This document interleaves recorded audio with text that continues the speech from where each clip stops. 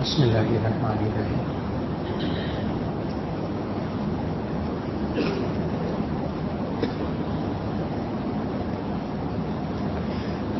ایک صاحب نے سوال کیا ہے اور ایسا سوال ہے جو کہ اب اکثر دلوں میں ہوتا ہے، لیکن یہ سوال عام طور پر زبان پر نہیں آتا اور زبان پر لانا بھی نہیں چاہیے اس سوال کو جو انہوں نے سوال لکھا ہے۔ یہ آج کل خاص طور پر نوجوان شادی شدہ جوڑوں کے اندر یہ والی بیماری بہت زیادہ ہے۔ ایک صاحب نے سوال لکھا کہ میں شادی شدہ ہوں، 2 بیٹے 2 بیٹیاں ہیں، لیکن مجھے اپنی بیوی پر بہت شک رہتا ہے کہ کسی سے ناجائز تعلقات ہوں گے۔ میں نے کبھی آنکھوں سے نہیں دیکھا اور وہ شرعی پردہ بھی کرتی ہے، تو یہ بدگمانی کیسے دور ہو؟ بڑا عجیب مسئلہ ہے۔ اور میں نے عرض کیا کہ یہ شک کی بیماری، بیویوں کے بارے میں شک کرنا، یہ ایک عام معمول بن چکا ہے ہمارے معاشرے کے اندر، اور یہ ایک ایسی بدگمانی ہے کہ اس کو ذہن میں جگہ دینا اور اس سے متعلق سوچنا اور کبھی زبان پر لانا یہ گناہ ہے، یہ گناہ ہے۔ اللہ تعالیٰ نے قرآن مجید میں فرمایا، یا ایھا الذین آمنوا اجتنبوا کثیرا من الظن ان بعض الظن اثم۔ اے ایمان والو، تم زیادہ گمان کرنے سے بچا کرو، کیونکہ بعض گمان گناہ ہوتے ہیں۔ جب تک انسان کے پاس کوئی دلیل نہ ہو، انسان کو بیوی پر کبھی شک نہیں کرنا چاہیے، سوائے گناہ کے کچھ نہیں، سوائے گناہ کے کچھ نہیں۔ اور اسی طرح آج کل جو شک کی بنا پر مرد جو حرکتیں کرتا ہے شک کی بنا پر، وہ کیا ہے کہ جناب بیوی کے پاس موبائل ہے، اب یہ موبائل میں سے جناب کہتا ہے مجھے اس کا پاس ورڈ بھی بتا، میں نے دیکھنا، بار بار بیوی کا موبائل لے کے چیک کرنا، کس کس کو فون کیا تھا، کس کس کو فون آیا تھا، کس کے واٹس ایپ آتے ہیں، کس کو واٹس ایپ کیا تھا، کس کے ساتھ چیٹنگ ہوتی ہے۔ اور یہ فیس بک اور یہ چیزیں، انہوں نے تو خیر شادی شدہ انسان کی زندگی کو تباہ کر کے رکھا فیس بک میں اور ان چیزوں سے۔ لیکن انسان ظاہر ہے فیس بک اور ٹویٹر وغیرہ یہ سب چیزیں جن لوگوں نے ایجاد کی ہیں، انہوں نے اس کو بڑے کمال کے کاموں کے لیے استعمال کیا۔ یہ بالکل بری چیز نہیں ہے، اس کا استعمال برا ہے۔ اپنی ذاتی باتیں شیئر کرنا، اپنی ذاتی تصویریں لگانا، اور پھر وہ اب بچیاں ہوتی ہیں شادی سے پہلے کی زندگی میں ناسمجھی ہوتی ہے، ماں باپ کی جو ہے وہ اب اپنے دوستوں کے ساتھ، اپنے کولیگز کے ساتھ تصویریں فیس بک پہ لگائی ہوئی ہیں، وہ پڑی رہتی ہیں، بعد میں منگنی ہو جاتی ہے، شادی ہو جاتی ہے، وہ لڑکا بھی دیکھ لیتا ہے، وہ کہتا ہے اچھا تمہارے تعلقات تھے لڑکوں کے ساتھ شادی سے پہلے، اب کر لیں اس کے ذہن کو صاف۔ سوال ہی کریں کہ ذہن صاف ہو جائے۔ اس لیے آج اپنے بچوں پر سب سے پہلی بات ہے، اپنے بچوں پر، بچیوں پر پہرا دینے کی ضرورت ہے۔ ان کو اچھا اور برا سمجھانا ہوگا، یہ نہیں کہ دنیا کو تنگ کر دیں گے، وہ تو پھر اور کوئی راستہ نکالیں گے۔ موبائل بھی دے، بیوی کے پاس موبائل بھی ہے، لیکن اس پر اعتماد کیجیے، اس پر اعتماد کیجیے، شک نہ کیجیے۔ اور بلا وجہ شک کرنا یہ گناہ کی بات ہے، گناہ کی بات ہے۔ اور رہا یہ کہ یہ شک زیادہ ہو جائے تو یہ بیماری ہے، یہ بیماری ہے۔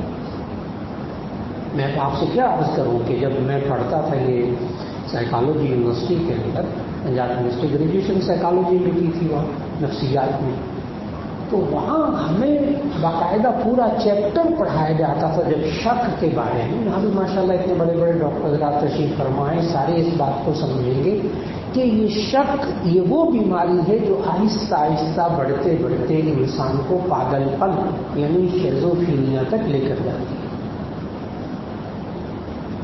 شیزوفرینیا تک لے کر جاتی ہے شک کی بیماری. کیسے؟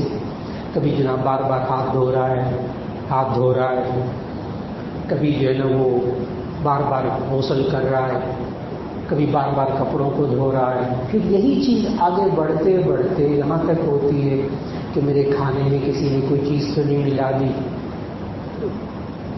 میرے کھانے میں کوئی چیز تو نہیں ملا دی، میرے پیچھے تو نہیں کوئی آ رہا، میرا کوئی پیچھا تو نہیں کر رہا. یہی چیز آہستہ بڑھتے بڑھتے بڑھتے بڑھتے انسان کو کہاں لے جاتی.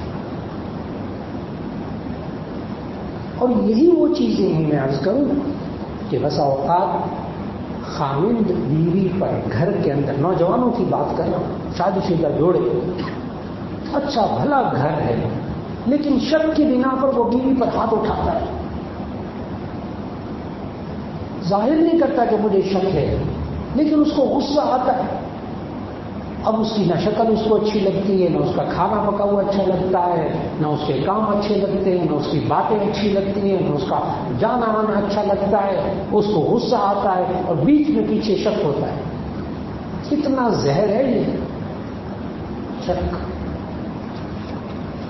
اور جب شک آ جائے یعنی کسی کے بارے میں بدگمانی آ جائے، بیوی کے بارے میں بدگمانی آ جائے، کسی ساتھی کے بارے میں بدگمانی آ جائے، سب سے پہلے اپنا وظیفہ بنا لیا جائے کہ شک ہمیشہ بری، کسی کے بارے میں بدگمانی، برا وسوسہ، یہ ہمیشہ شیطان ڈالتا ہے.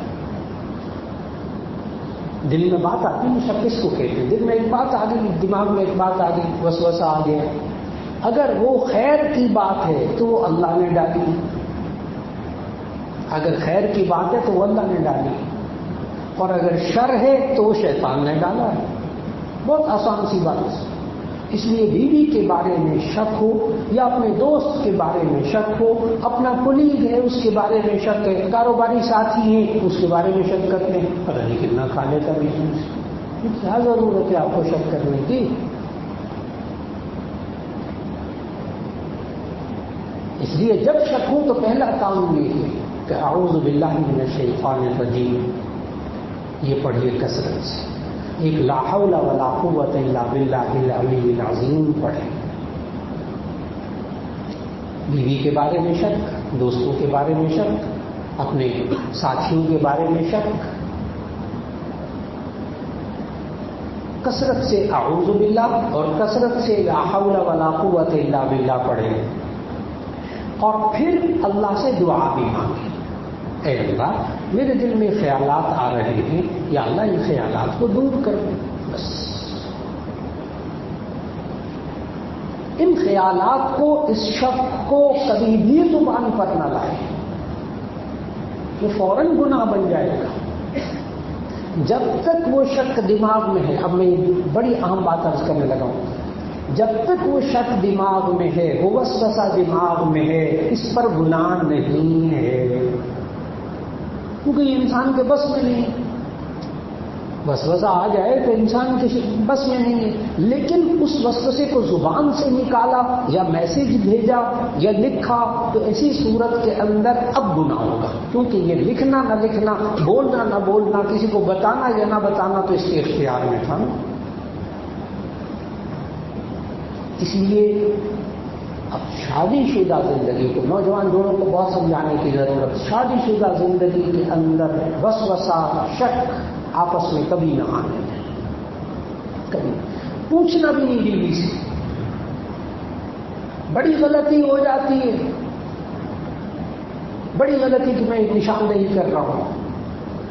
شک آ جائے، بیوی سے تحقیق کبھی نہیں کرنی، کبھی نہیں پوچھنا، ساری زندگی کے لیے شوہر بیوی کی نظروں سے گر جائے گا، پھر کبھی نہیں یہ اس کے سامنے عزت کے ساتھ رہ سکتا. سوال ہی پیدا نہیں ہوتا کہ کبھی بیوی عزت کرے. تم نے میرے کردار پر شک کی، تم نے میرے کردار پر شک کی، اب وہ بیوی کبھی اس کی قدر نہیں کرے. اس لیے بیوی پر اگر شک ہو جائے گھریلو زندگی میں تو اس سے پوچھنا بھی نہیں ہے. اس شک کے بارے میں پوچھنا بھی نہیں. آپ تحقیق کرو، لیکن شک میں پڑ کے پھر اس کے موبائل کو چیک کرتے پھرنا بیکار باتیں. مجھے بیوی کا اخلاق کا بھی تو خیال رکھنا چاہیے، بیوی کا کردار کا بھی تو خیال رکھنا چاہیے. خیال رکھنا اور ہے، شک کرنا اور ہے. خیال رکھنا اور ہے، شک کرنا اور ہے. بیوی کا موبائل ایسا ہی ہے جیسے بیوی کا پرس ہے، ایسا ہی ہے جیسے بیوی کا پرس ہے. سوال ہی پیدا نہیں ہوتا کہ کسی مرد کو دین نے اجازت دی ہو کہ بیوی کے پرس میں ہاتھ ڈالیں. جائز نہیں ہے، بھول جائیے. اگر دین پہ آنا ہے تو آنا پڑے گا. بیوی کے پرس میں مرد کو ہاتھ ڈالنے کی اجازت نہیں ہے. بیوی کے پیسے پرس سے نکالنا خیانت ہے، بددیانتی ہے، چوری ہے. چوری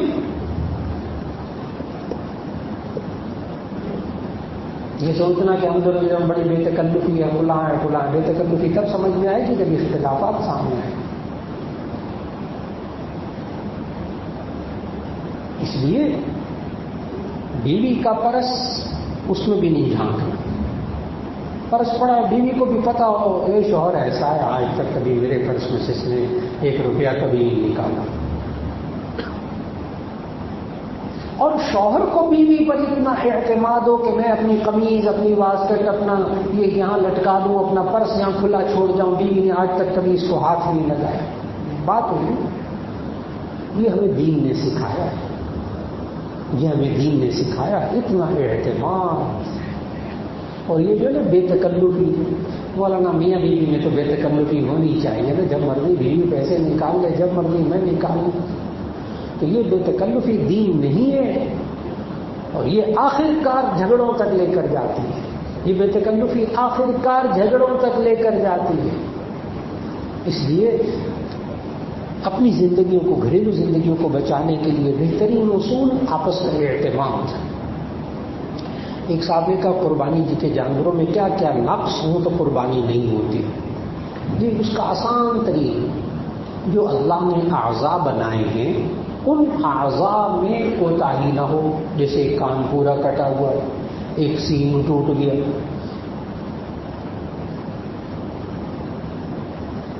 اور ایک آنکھ ضائع ہو گئی جانور کی، اور اس کی قربانی جائز نہیں ہے.